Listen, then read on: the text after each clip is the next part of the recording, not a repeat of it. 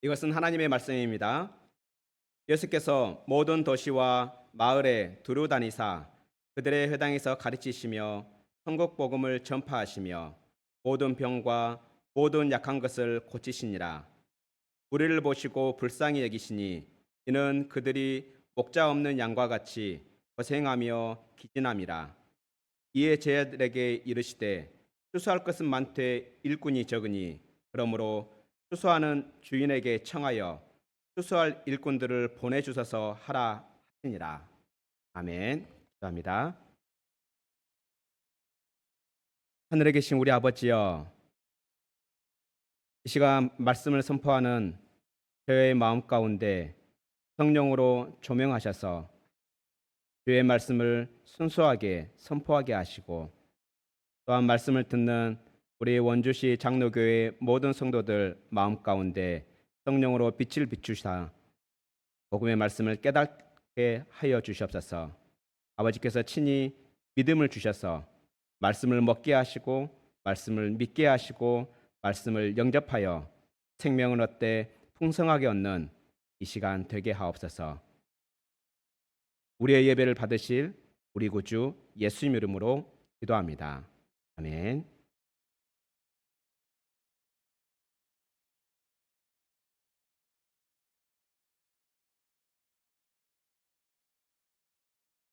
네, 모든 운동에는 기본 자세가 중요합니다. 연준아, 태권도의 기본 자세 정말 중요하죠. 네, 뭐 기본 자세를 이렇게 익히지 않아도 우리는 적당하게 운동을 할 수는 있습니다. 그런데 한계가 있습니다. 저는 개인적으로 수영을 좋아합니다. 매일 수영을 하는데요. 수영하는 분들 중엔 시간이 지나면 지날수록 그렇게 실력이 늘어나는 사람이 있는가 하면은 시간이 진짜 많이 지남에도 불구하고 그렇게 실력이 늘지 않는 사람들이 있습니다. 저는 한 중간 정도 되는 것 같습니다. 그런데요, 이렇게 수영의 실력이 잘 늘지 않는 것, 물론 여러 가지 이유가 있겠지만 가장 큰 이유는 그 기본 자세가 몸에 익혀지지 않았기 때문입니다. 예를 들어서 수영에 있어서 가장 기본 자세는 호흡입니다. 호흡이 일단 잘 돼야 됩니다. 그리고 롤링입니다. 그리고 발차기가 잘 돼야 됩니다. 그런데요, 이러한 기본 자세는 운동만 중요한 것이 아닙니다. 일도 마찬가지입니다.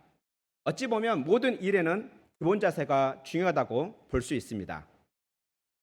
그리고 기독교인이라면, 그리스도인이라면 선교 또한 마찬가지입니다. 그렇다면 우리가 그리스도인으로서 예수를 따르는 자로서 선교를 위한 기본 자세가 무엇이 있을까요?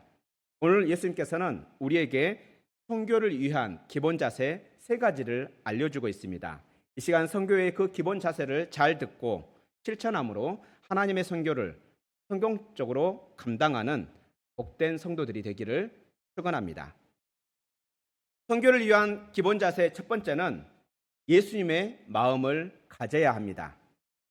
본문 35절에 보면요, 우리 예수님은 갈릴리 마을들을 두루 다니셨습니다. 회당 안에 들어가서는 성경 말씀을 가르치시며 두루 다니시고요, 그리고 하나님 나라가 이 땅에 임했다는 소식을 선포했습니다. 하나님 나라의 복음을 선포하면서 두루 다니셨습니다. 그리고 예수님은 모든 병과 모든 약한 것들을 치유하시며 두루 다니셨습니다. 그러면 우리 예수님은 어떤 마음으로 두루 다니셨을까요? 본문 36절에 어떤 마음으로 두루 다니셨는지가 나오는데요, 우리 예수님은 사람들을 불쌍히 여기는 마음으로 두루 다니셨습니다.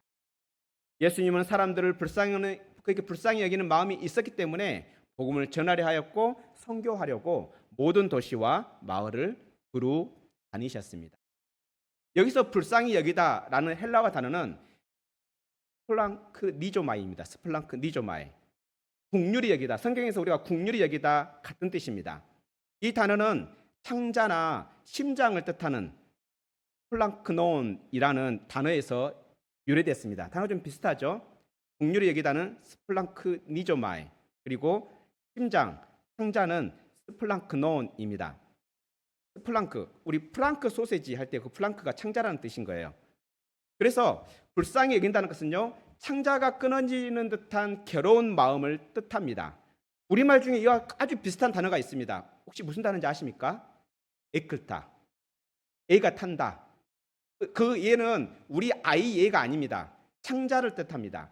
창자가 끊어진다, 창자가 탄다 이런 뜻입니다. 우리 말의 일끝하 이 말은 창자가 끊어진 듯하는 아픈 마음을 뜻합니다. 예가 탄다는 것은 창자가 불에 타는 듯이 속이 탄다는 그러한 마음입니다. 이와 같이 우리 예수님은 사람들을 긍휼히 여기는 마음, 속이 타는 마음, 창자가 끊어지는 마음으로 선교를 했습니다. 그러면 우리 예수님은 왜 사람들을 이렇게 불쌍히 여기며 긍휼히 여기며 두루 다니셨을까요? 그 이유가 또한 본문 36절에 나오는데요. 많은 사람들이 목자 없는 양과 같이 고생하며 기진한 상태로 있었기 때문입니다. 그도 그럴 것이 당시 유대 사람들은요, 나라를 잃은 상태였습니다. 그리고 로마 제국의 압제를 받고 있었습니다. 나라를 잃었다는 것은 자기들을 보호해줄 왕이 없다는 것입니다. 국민을 보호할 왕이 없기 때문에 사람들은 제대로 된 보살핌을 받지 못했습니다. 또 다른 나라의 지배를 받고 있었기 때문에 많은 세금과 고역에 시달리며 고생하고 있었습니다. 그리고 하나님의 말씀을 맡은 종교 지도자들은 그들에게 진정한 위로를 주지 못했습니다. 왜냐하면 그들이 하나님의 말씀을 제대로 가르치지 않았기 때문입니다. 하나님 나라의 복음을 선포하지 않았기 때문입니다. 이와 같이 당시 유대 사람들은 자기의 나라를 잃고 진정한 지도자가 없었기 때문에 영적으로 육적으로 힘들고 어려운 시간을 보내고 있었습니다. 그래서 우리 예수님은 이 사람들을 불쌍히 여기셨습니다. 긍휼히 여기는 마음으로 복음을 전하고 선교를 하셨습니다. 그러면 그 당시에 물론 힘들고 어려운 사람들, 가난한 사람들도 많이 있었겠지만 부자들도 있었겠죠.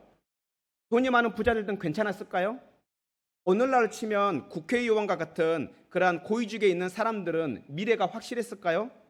성경을 보면 그렇지 않았습니다. 그렇지 않았다는 것을 우리는 발견할 수 있습니다. 아무리 부자라 할지라도 지도자라 할지라도 당장에는 배가 부르고 사람들에게 인정받고 좋은 옷을 입고 다녔을지는 모르지만 진정한 행복은 없었습니다. 우리가 잘 알고 있는 부자였던 아리마대 사람 요셉이 그랬고요. 또 오늘날로 치면 세무서장에 가까운 세리장 삭개오도 그랬습니다. 그리고 오늘날 말하면 국회의원쯤 되는 니고데모도 그랬습니다. 그러면 왜 사람들은 지금도 힘든데 내일 또 이렇게 힘들게 살아야 할까요? 원하는 행복은 없고 왜 고민과 고생만 있을까요?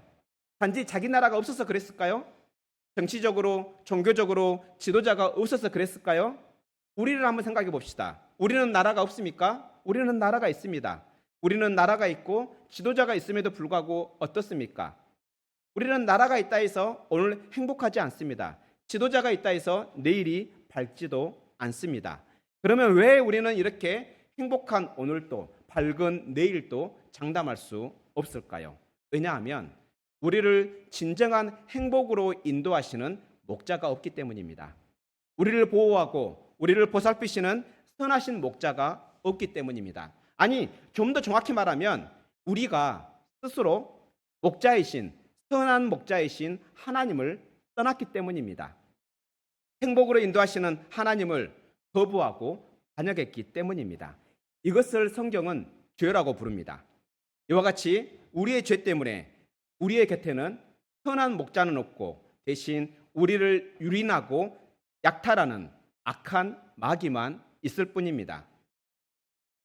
그래서 우리에게 죄가 있는 한 우리는 계속해서 마귀에게 유린을 당하고 각종 병과 연약함으로 고생할 수밖에 없는 것입니다. 모든 사람들은 겉으로 태연하게 보입니다. 하지만 실제로는 그 누구도 평안하진 않습니다. 다 불안해합니다. 내일을 불안해하고 오늘을 불안해합니다. 이것은 당연한 일입니다. 왜 그렇습니까? 죄가 있는 사람이 불안하지 않는 것은 그건 이상한 일이기 때문입니다. 언제 처벌을 받을지 모르기 때문에 불안해하는 것이 당연합니다. 한번 예를 들어볼까요? 운전을 하다가 빨간불인데 그냥 신호위반을 했다 합시다. 그때부터 마음이 어떨까요? 그 운전자는. 다른 사람은 모른다 할지라도 스스로는 압니다. 경찰을 만날까 봐 두려울 겁니다. 언제 처벌을 받을지 몰라서, 언제 사진 찍혔을지 몰라서 불안해할 것입니다. 이와 같이 모든 사람은 죄가 있기 때문에 본능적으로 불안해합니다. 그래서 모든 사람은 일평생 죽기를 무서워하며 마귀의 종로로 하며 살게 됩니다. 또 간혹 어떤 사람들은요, 죽으면 그만이라고 말하기도 합니다. 한 번 죽어 썩어지면 그만이지라고 말하기도 합니다. 또 어떤 사람들은 지옥도 없고 천국도 없다라고 말합니다. 정말 그럴까요? 아니요, 절대 그렇지 않습니다. 거짓말을 못하시는 하나님께서 이렇게 말씀하셨습니다. 한 번 죽는 것은 사람에게 정해진 것이요, 그 후에는 심판이 있으리니 라고 하나님께서 우리에게 말씀하셨습니다. 그렇습니다. 죄를 지은 사람은 당연히 벌을 받아야 합니다. 이것은 당연합니다. 만약에 하나님께서 죄 지은 사람을 처벌하지 않는다면, 벌을 주지 않는다면 그 하나님은 불의한 하나님이라 할 수 있습니다. 하지만요, 우리 하나님은 불의한 분이 아닙니다. 우리 하나님은 공의로운 분입니다. 어떠한 죄도 용납하지 않으시는 공의로운 분이십니다. 죄는 반드시 심판하시는 공의로운 분입니다. 하나님은 어떠한 죄도 용납하지 않고 죄가 있는 자는 누구든지 영원한 지옥 형벌로 심판하십니다. 그래서 그 영원한 지옥 형벌을 우리가 피하려면 우리의 죄의 문제를 해결해야 합니다. 그렇다면 우리의 죄의 문제는 어떻게 해결할 수 있습니까? 우리의 죄의 문제는 오직 복음을 믿음으로만 해결할 수 있습니다. 예수님의 복음을 믿음으로만 해결할 수 있습니다. 그 외에는 방법이 없습니다. 그런데 사람들은 이 복음을 몰라서 고생하고 기진한 상태로 살아갑니다. 마귀에게 속고 또 속으며 늘 마음에 불안하며 그 해답이 어디 있는지 몰라서 고생하며 기진한 상태로 살아갑니다. 그래서 우리 예수님은 복음이 없는 그 인생이 얼마나 비참한지 아셨기 때문에 긍휼히 여기는 그 마음으로 복음을 전하시고 선교를 하셨습니다. 그렇다면 죄의 문제를 해결할 수 있는 그 복음이 무엇입니까? 바로 우리의 죄 때문에 우리가 받아야 할 영원한 지옥 형벌을 우리 예수님께서 우리를 대신해서 받으셨다는 사실입니다. 우리 예수님이 우리를 대신해서 십자가에 달려 죽으셨습니다. 그리고 장사된 지 사흘 만에 죽은 자 가운데서 다시 살아나셨습니다. 이 사실을 믿고 자기의 죄를 회개하면 우리 하나님은 우리의 모든 죄를 용서해 주십니다. 이것이 우리에게 복음이고 죄와 죽음에서 해방되는 기쁜 소식입니다.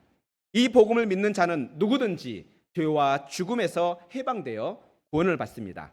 그리고 그 복음을 믿는 그 순간 우리의 신분이 달라집니다. 우리는 마귀의 자녀에서 하나님의 자녀로 다시 태어나게 됩니다. 그리고 하나님께서 우리와 함께 하십니다. 우리와 함께 하시는 하나님은 우리를 보호하시고 우리를 보살펴 주십니다. 우리를 행복한 길로 인도해 주십니다. 그리고 마지막 날에는 우리를 하나님의 나라로 들어가게 하십니다. 이와 같이 우리는 복음을 믿음으로 행복한 오늘과 행복한 내일을 보장받게 됩니다. 그리고 복음을 믿음으로 우리는 우리 안에 도사리고 우리 안에 항상 머물러 있는 그 불안함은 사라지고 대신 우리 안엔 성령 안에서 샬롬이 넘쳐나게 됩니다. 이렇게 복음을 믿는 것이 좋습니다.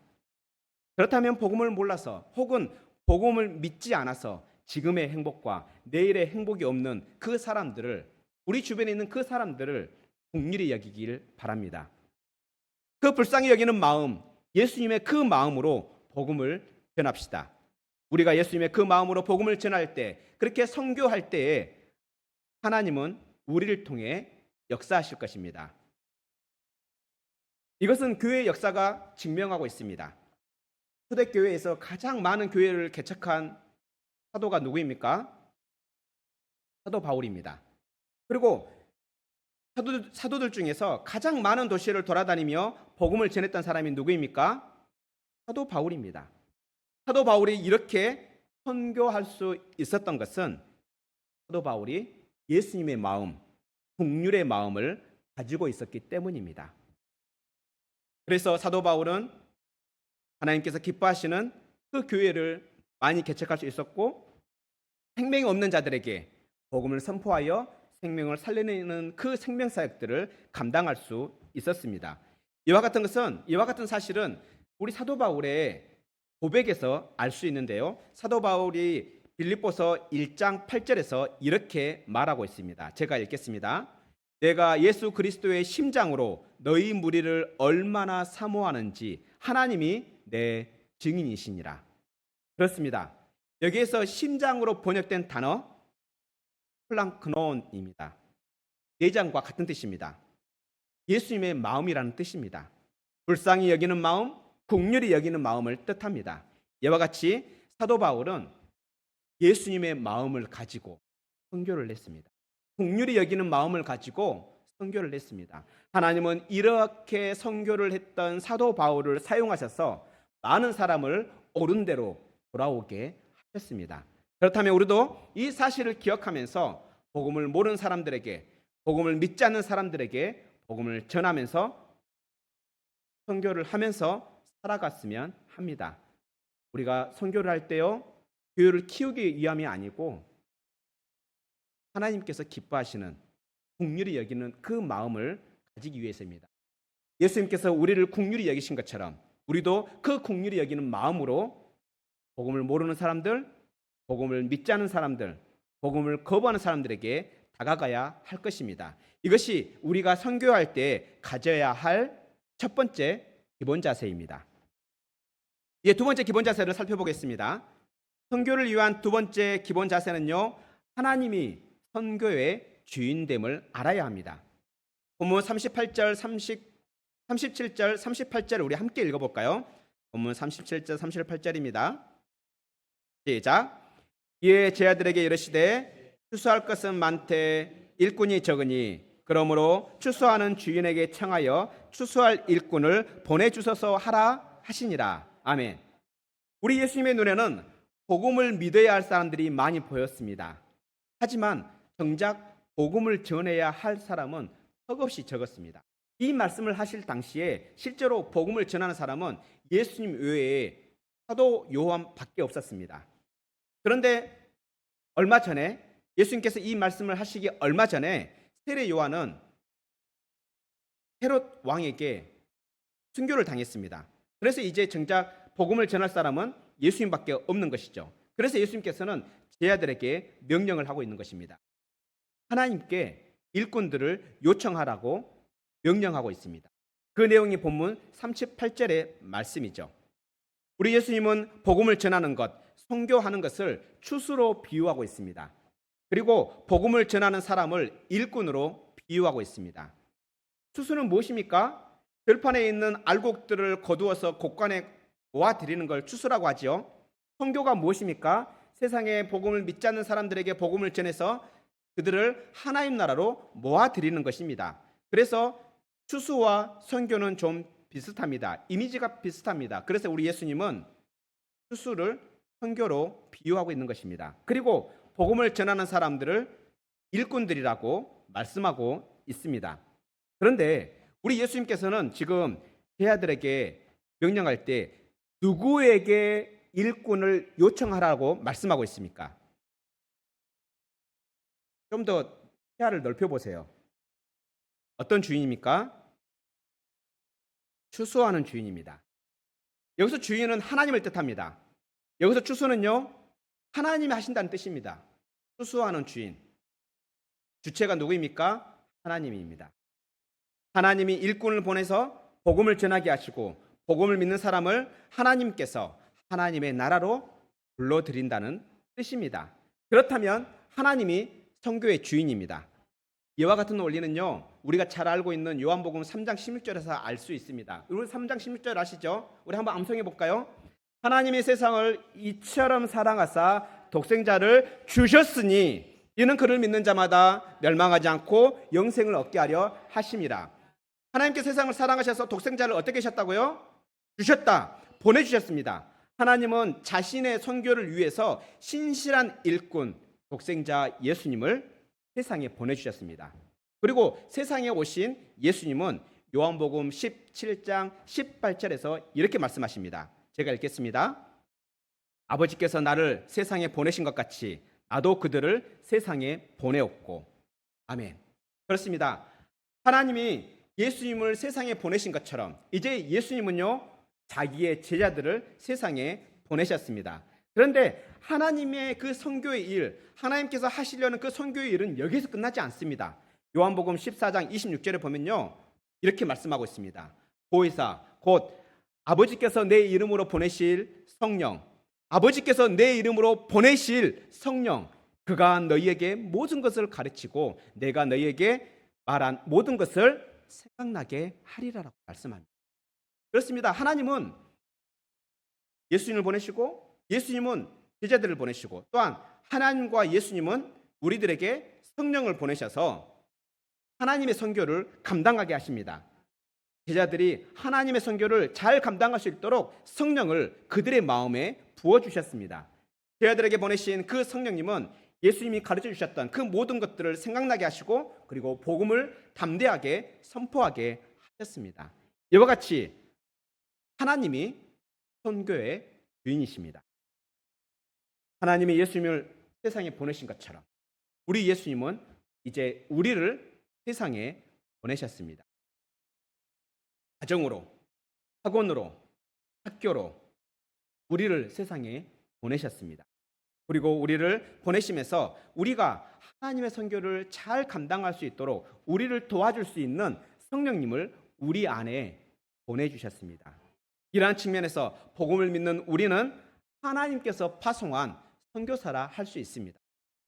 하늘의 선교사라 할 수 있습니다. 하나님은 복음을 전하는 우리를 통해 하나님의 백성을 하나님의 나라로 모아드리고 있습니다.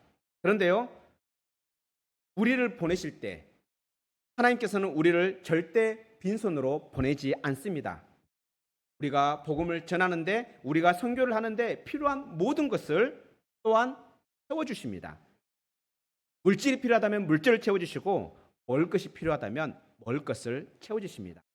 사람이 필요하면 사람을 붙여주십니다. 저희 교회는 매주 금요일마다 초등학교에 나가서 전도를 하고 있습니다. 하나님은 지금까지 한 학기 동안 우리가 전도할 수 있도록 필요한 모든 것을 채워주셨습니다. 우리가 생각하는 것보다 더 많은 것으로 채워주셔서 우리가 그 전도의 일들을 잘 감당할 수 있도록 도와주셨습니다. 물질이 필요할 때는 물질을 주셨고요, 사람이 필요할 때는 사람을 붙여주셨습니다. 그래서 우리가 한 학기 동안 정말 기쁜 마음으로 즐겁게 전도를 할 수 있었습니다. 비록 많은 사람들이 거절당하고 여러 번 거절당하고 오해도 받기도 하고 아직까지 교회로 인도한 사람이 한 명도 없지만 우리가 계속해서 전도할 수 있었던 것은 하나님이 선교의 주인이란 것을 우리는 믿었기 때문입니다. 우리가 뿌린 그 씨앗이 분명히 하나님께서는 열매를 맺게 하실 거라고 믿었기 때문입니다. 그렇습니다. 하나님이 선교의 주인입니다. 그 과정을 우리는 알 수 없지만 하나님께서 일하십니다. 이 사실을 믿습니까? 그렇다면 모든 결과를 하나님께 맡기고 복음을 전하며 살아냅시다. 착한 행실로 복음을 전하며 살아냅시다. 맡겨진 일을 성실하게 감당하며 살아냅시다. 그때 우리가 기억해야 할 것이 있습니다. 선교의 주인은 누구시다? 하나님이시다. 이 사실을 기억하기 바랍니다. 선교의 일은 우리가 하는 것 같지만 실제로는 하나님께 하셔서 하십니다. 이 사실을 믿는다면 선교하는 일에 대해서 우리가 부담을 가질 필요 전혀 없습니다. 중도에 포기할 필요도 전혀 없습니다. 상대방이 거절할까 봐 겁낼 것도 없습니다. 왜냐하면 선교의 주인 되신 우리 하나님은 모든 것을 합력하여 선을 이룰 것이기 때문입니다. 그러니 수수의 그 결과를 하나님께 맡기고 우리는 우리에게 맡겨진 그 일을 성실하게 감당합시다. 성실하게 살아냅시다. 이것이 우리가 가져야 할 선교의 두 번째 기본 자세입니다. 이제 세 번째 자세를 살펴보겠습니다. 선교를 위한 기본 자세 세 번째는 동역자와 동역할 줄 알아야 합니다. 본문 38절에 보면요, 우리 예수님은 하나님께 누구를 보내주시기를 기도하라 하셨습니까? 누구를 보내달라고 기도하라 했어요? 예, 일꾼들이죠. 하나님의 선교를 함께 감당할 일꾼들입니다. 함께 일하는 일꾼을 전문용어로 뭐라 하신지 아십니까? 동역자라고 합니다. 예수님께서 말씀하신 것처럼 우리는 하나님의 선교를 위해서 동역자를 보내달라고 기도해야 합니다. 그래서 하나님께서 우리의 기도에 응답하셔서 동역자를 보내주신다면 우리는 그 동역자들과 함께 동역할 줄 알아야 합니다. 함께 일할 줄 알아야 합니다. 이것은 당연한 이야기입니다. 하나님께서 동역자를 붙여주셨는데 서로 싸우면 안 되잖아요.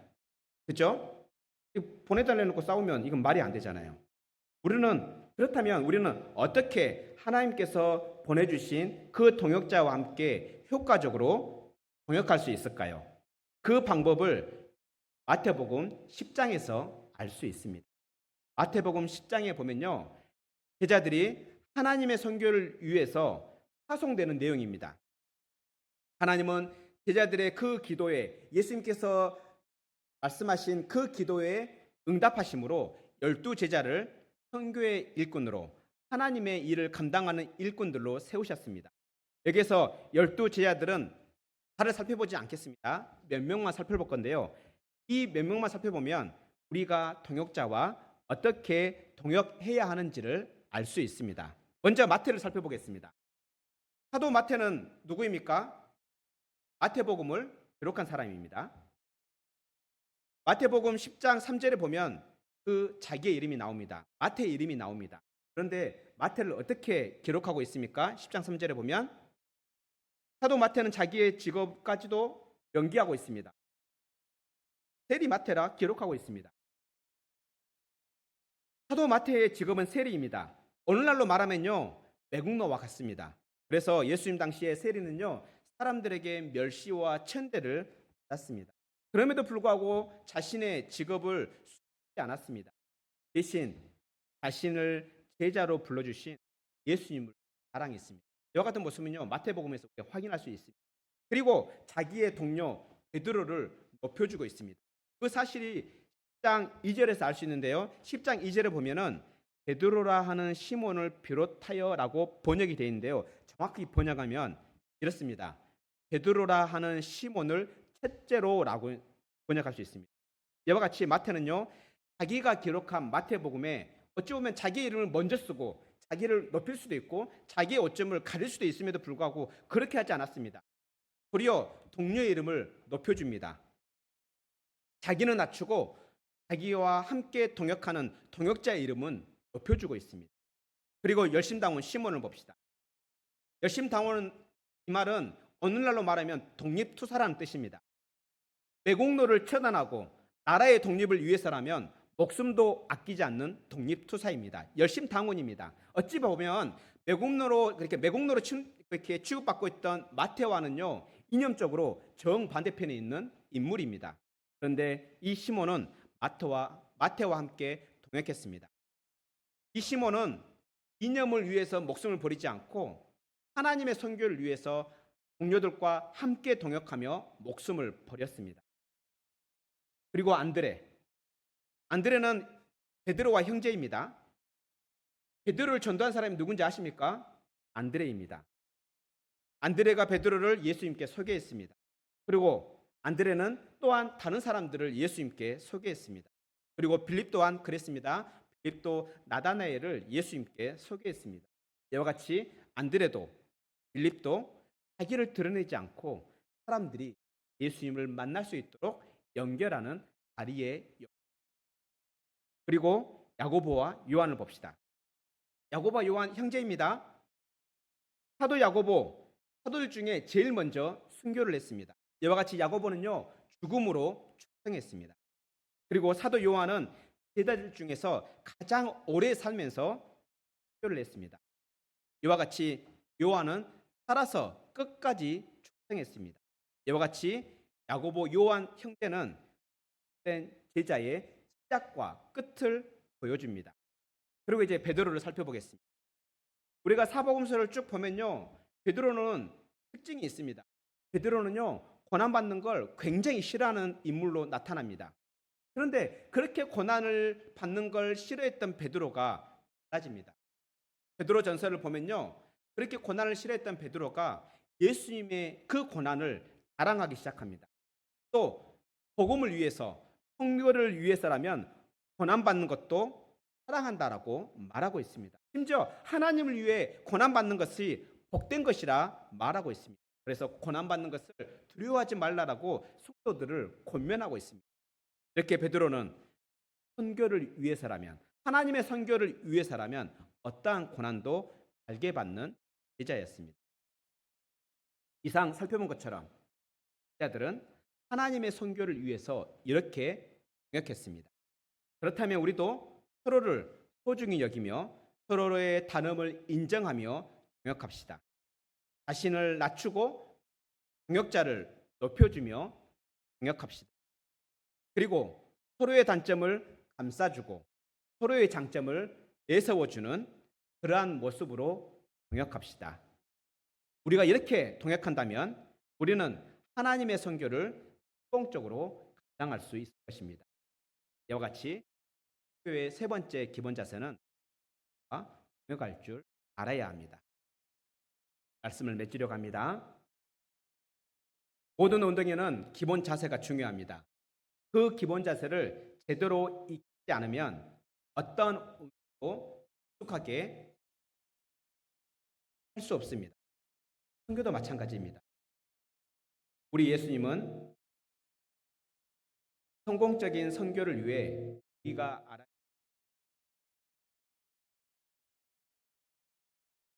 알아려면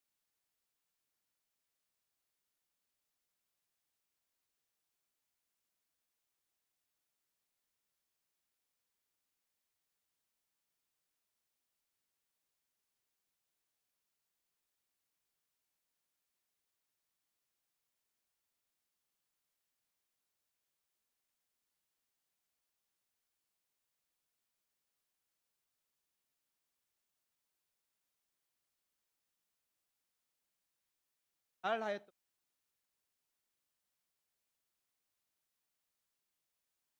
에게 맡